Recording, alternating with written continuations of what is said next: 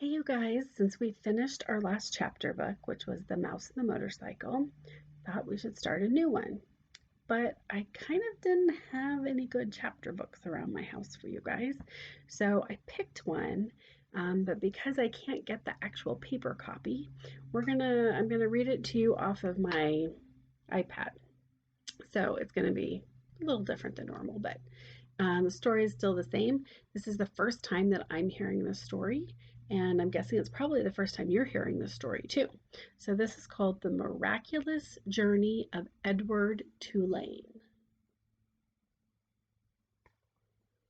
All right. Nope. They start off with a picture. Looks like there's something sitting in a chair gazing out the window. These are just the beginning pages. Oh, and for chapter one, they also give a picture. Let me see if I can make it a little bit bigger. So it looks like this is somebody holding what's called a pocket watch. So a long time ago, before they wore watches on their wrists or before they had cell phones that could help them tell the time, there were these little clocks that they were able to hold, and there was usually a cover on it. So you can see right here, it's open. This is the cover, and what the person is looking down at would be the actual clock that would tell them the time. And then there's a long chain that's usually attached to them. And that was because you could put the watch in your pocket and you would attach the end of the chain like to your belt buckle or to your, your, the thing that your belt goes through on your pants. Can't think what that's called. You could attach it onto there so that um, if you took your pocket watch out and it accidentally fell, it wouldn't fall and hit the ground. It would be attached to your pants. So anyway, sorry, it says chapter one, and that's what that picture is. But I thought maybe you guys needed a little information about what it was. Okay, I'm actually going to put on my glasses because my eyes are really tired. I've read a lot today. All right. Once in a house on Egypt Street, there lived a rabbit who was made almost entirely of china. He had china arms and china legs, china paws, and a china head, a china torso, and a china nose. I think we might need a little bit more information for this. So here where they're talking about China, we've talked about there's a country called China, and we've looked at the map and been able to see where that is.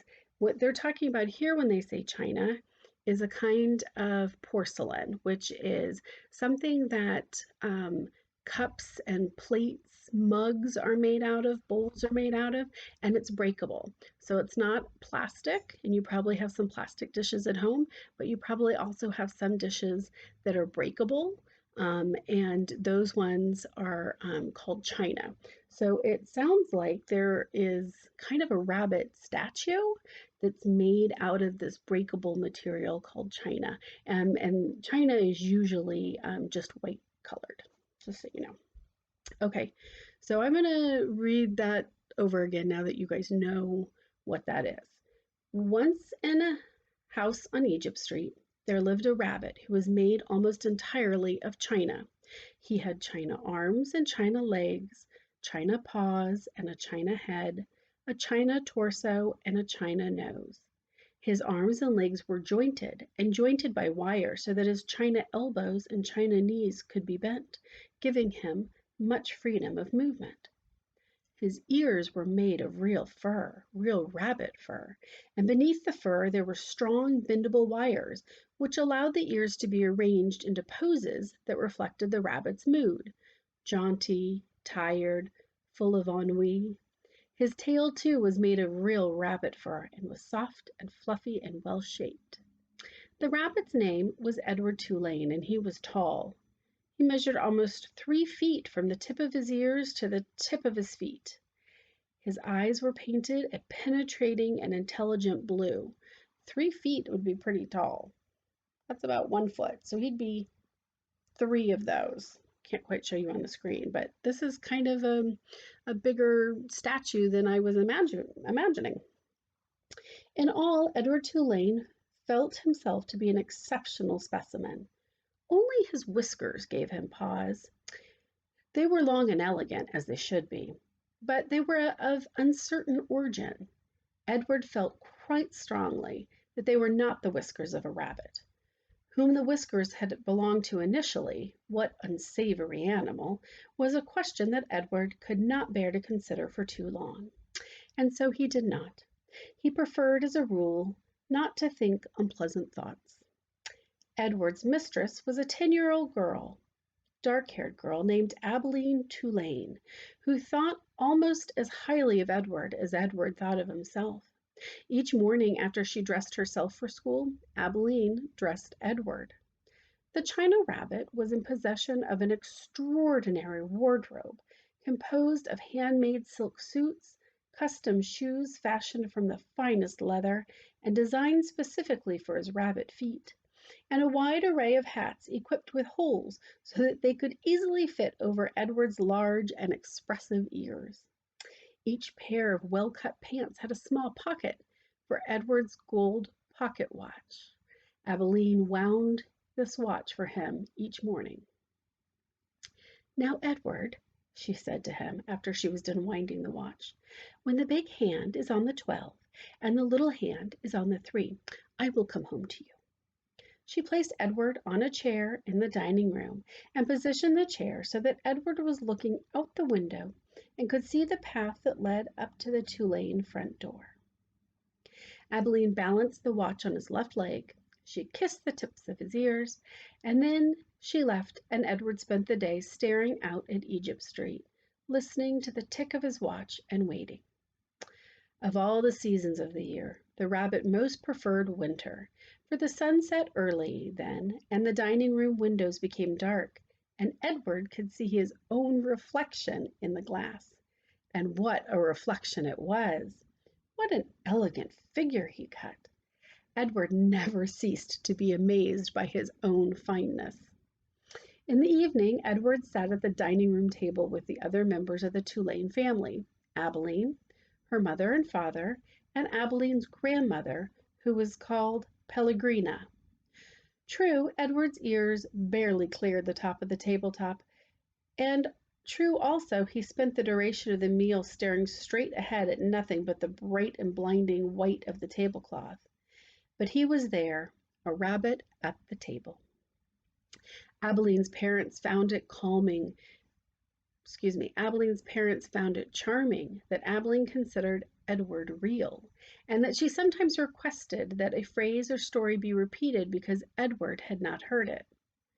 "Papa," Abilene would say, "I'm afraid that Edward didn't catch that last bit." Abilene's father would then turn in the direction of Edward's ears and speak slowly, repeating what he had just said for the benefit of the China Rabbit. Edward pretended out of courtesy to Abilene to listen, but in truth he was not very interested in what people had to say, and also he did not care for Abilene's parents and their condescending manner toward him. All adults, in fact, condescended to him. Only Abilene's grandmother spoke to him as Abilene did, as one equal to another. Pellegrina was very old. She had a large, sharp nose and bright black eyes that shone like dark stars. It was Pellegrina who was responsible for Edward's existence.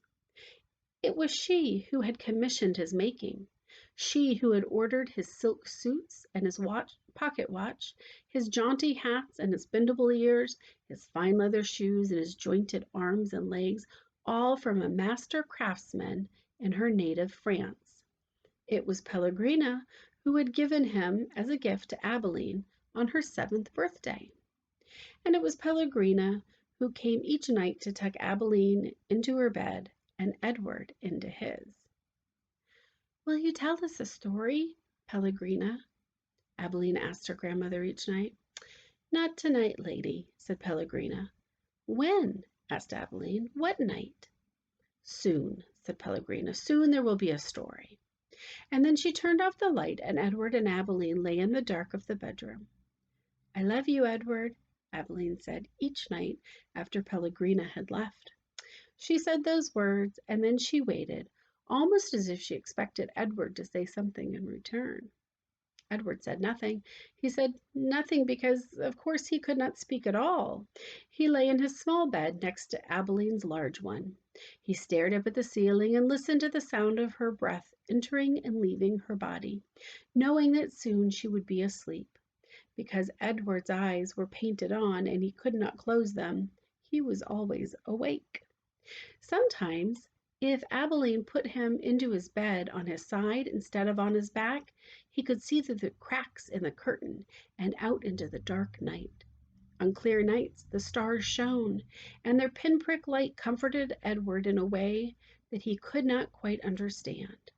Often he stared at the stars all night until the dark finally gave way to the dawn. And that is the end of chapter 1. Let's meet on another day and read chapter 2. Sound good? Bye, you guys.